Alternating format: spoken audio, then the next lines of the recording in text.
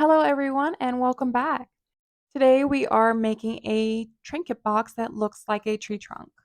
I wanted the look of this sculpt to look like something out of a fairy tale book, and I think I achieved that, but you all let me know what you think.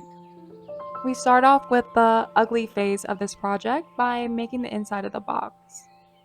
To do that, I start off with making the bottom of the box so I can get the right size, and that right size being a spray paint can.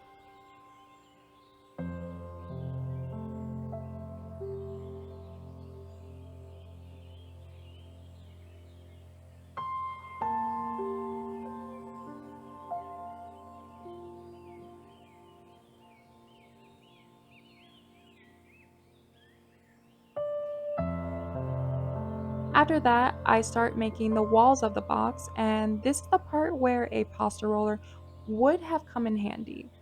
Up until this point, I never really needed one, and they aren't that expensive, so I see myself getting one in the future. That would have definitely made rolling out the walls for this box a lot easier.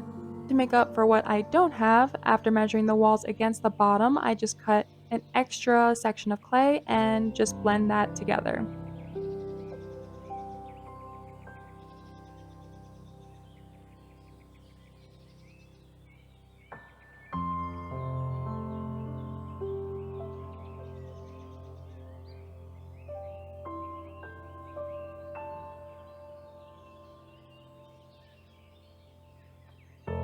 I then roll out a snake of clay to seal together the sides and the bottom, and then blend all the hard edges until smooth.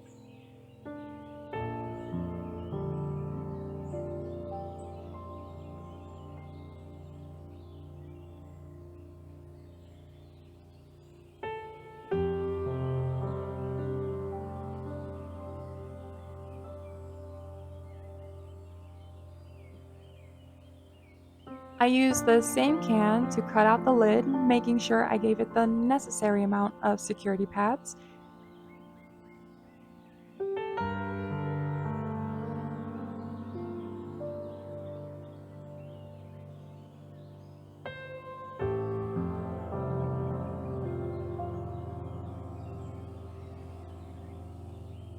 and start drawing the tree rings on top of that.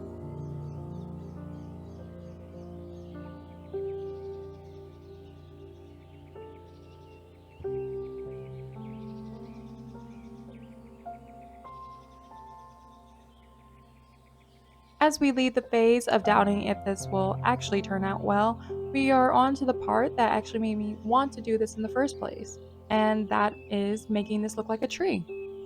To do that, I cut half circles of clay and press them onto the sides of the box, pinching and roughing out the general form that I want it to be in so I can come back later and add in more detail. As I go on, I check to make sure that the lid is still going to fit, something that I didn't have to do because I decided to change that later, and you will see further on in the video.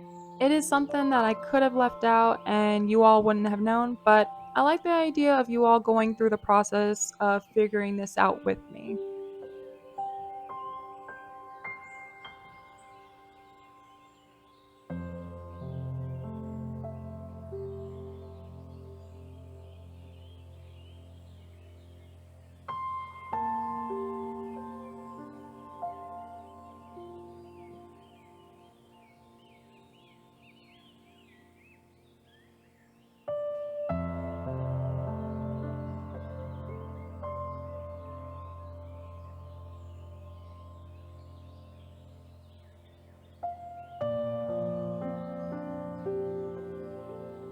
Moving on to the trunk leggies, I just roll out a thick cone shape and press that into the side of the trunk and blend it out until smooth.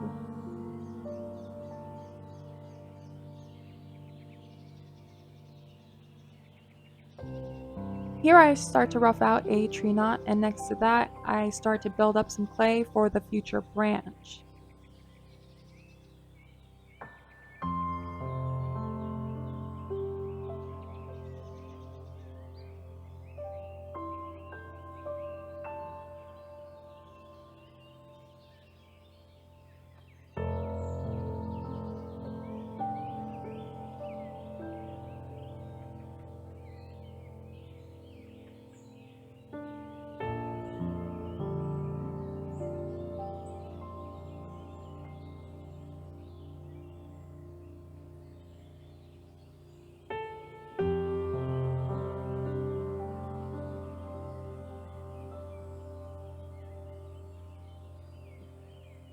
With my needle tool, I am marking out the tree's bark and going over that with my silicone cone shaper to round out and soften the harsh lines.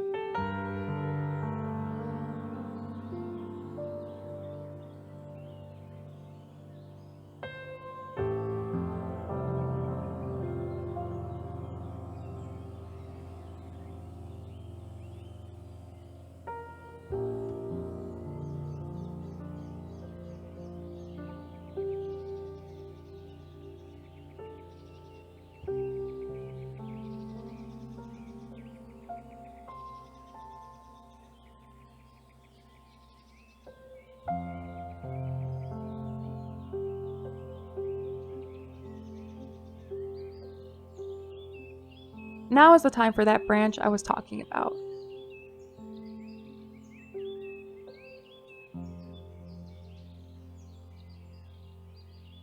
As you see, all I do is add some clay and pinch and pull until it's the right shape, and then I blend it out the same way I do the rest of the trunk.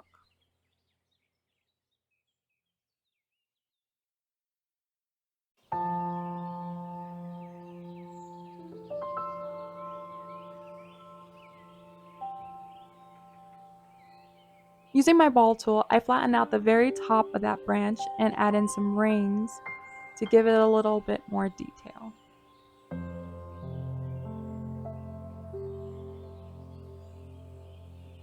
It's time to make some mushrooms. To do that, I just flatten out some half moons of clay and then just stick them on.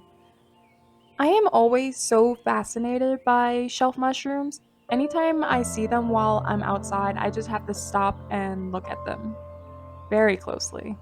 Very closely. So I was more than excited to get to this part. Here is the part about the lid I was talking about. I wanted to stay true to the sketch I made for this. So when I was putting the lid on to see how it would look, I knew that it would look way better if I had the lid flush with the rest of the tree instead of being on top of it. So I just shaved off some of the sides so that it will fit.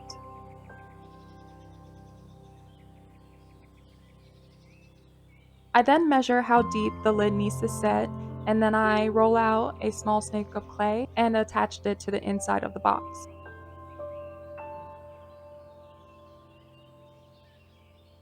If you want to make your raw clay stick to baked clay better, you can use Bacon Bond, to which I have. I just didn't want to get up and get it. That's why you see me struggle here a bit. It will still work without it, you would just need to have some patience.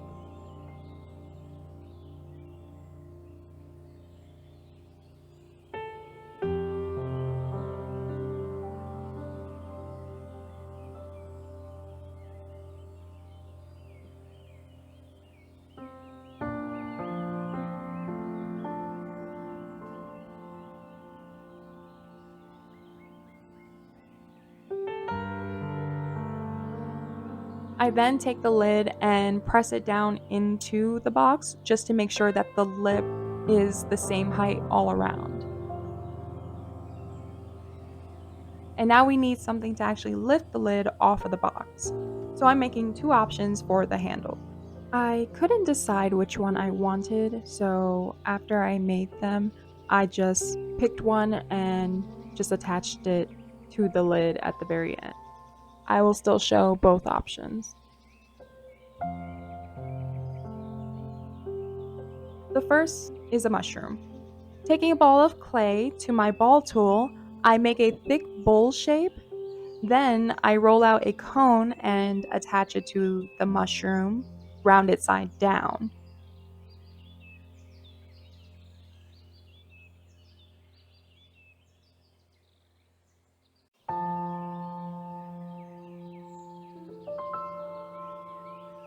I remade the mushroom because I ended up making it too big for the lid, but it was an easy enough fix.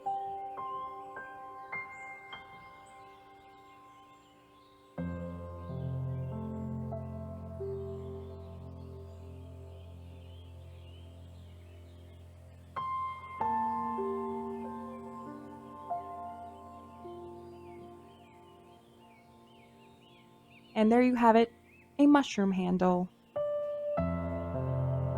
The second option I did was a snail.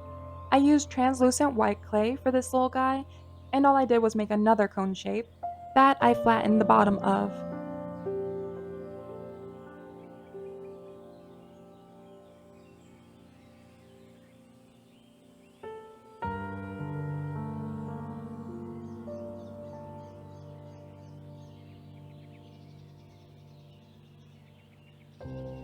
I then attached a ball of clay to its back and sketched in some swirlies on both sides of it.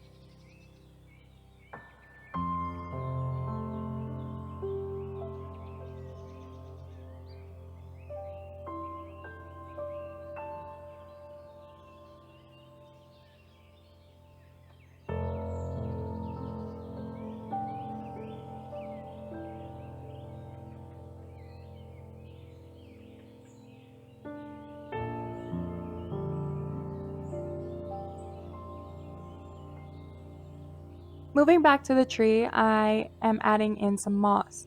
And the way I do it is to get some really thin sheets of clay and pinch and rip the edges of it, giving it a natural look.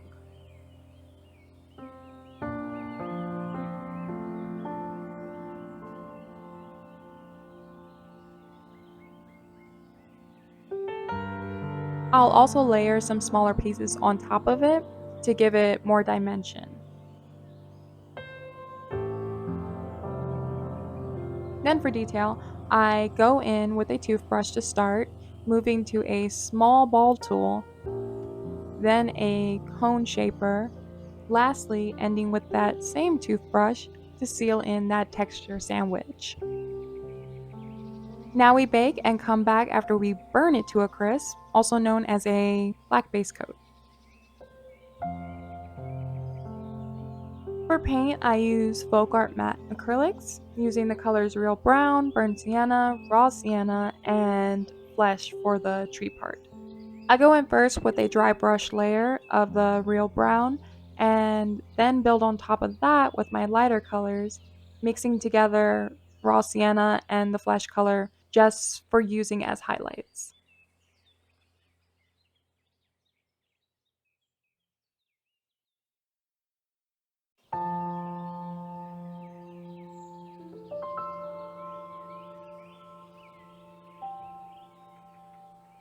With that same highlight color, I paint the inside of the tree to try and keep it cohesive. I use the same color for the lid and the mushrooms as well.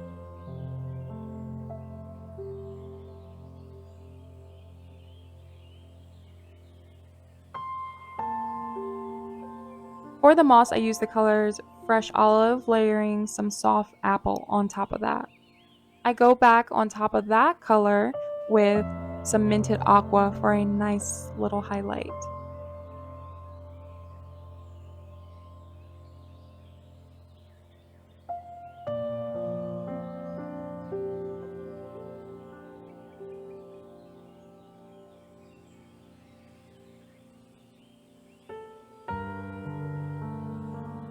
With that same olive green color, I go around the tree adding some more color and moss.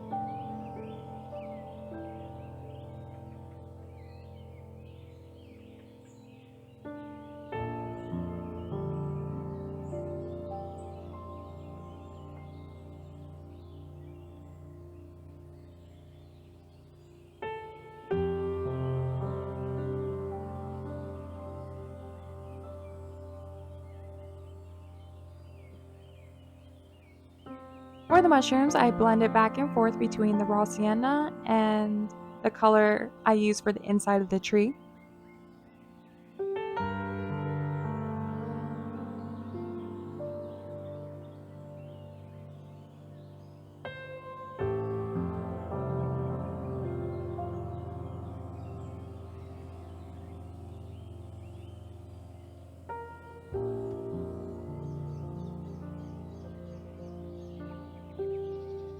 adding some more details to the bigger mushrooms on back with a lighter color.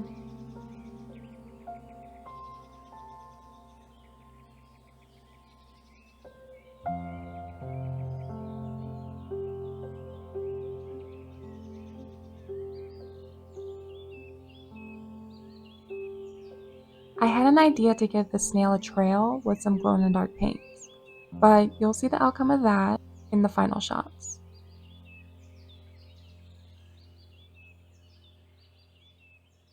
I painted the mushroom knob with the flesh color and then painted the top of that mushroom red, then finishing it off with some white dots.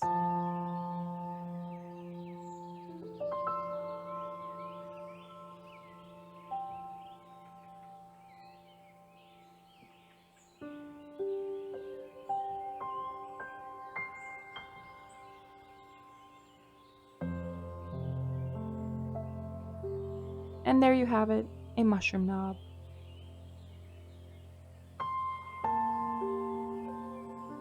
For the snail, I did a wash of raw sienna and dabbed off the excess with a towel.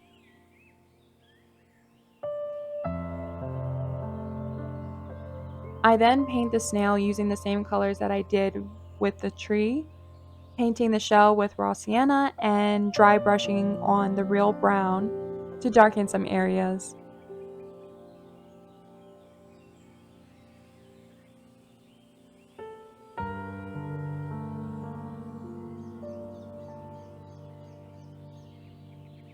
For some detail, I used that flesh color again to paint on some thin lines.